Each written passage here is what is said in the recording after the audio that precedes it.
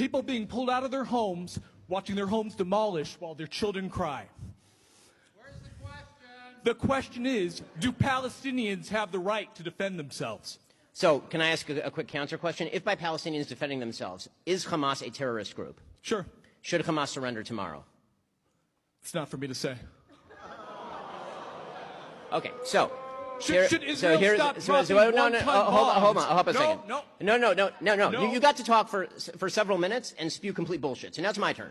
So, because that's how this works. This is a dialogue. This is a dialogue. No, so let me explain, okay? Here is my perspective.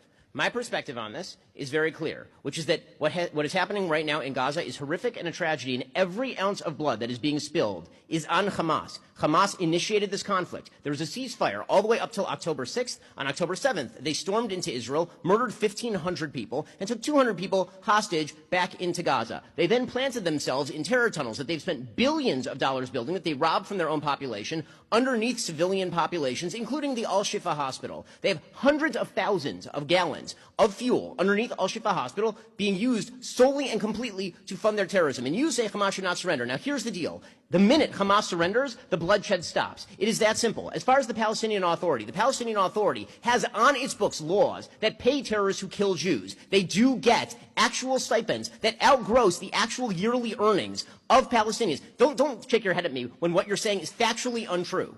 So, what is going to happen next after Hamas is gone? The answer very much depends on whether the Palestinians ever decide to put in place a government that is willing to not attempt to genocidally exterminate the Jews. Israel pulled out of the Gaza Strip in 2005 completely. There were no Jews in the Gaza Strip in 2006. The United Nations Security Council still considers them an effective occupier when they control the ports, the air spaces, all the territorial Okay, so number one, you have to control...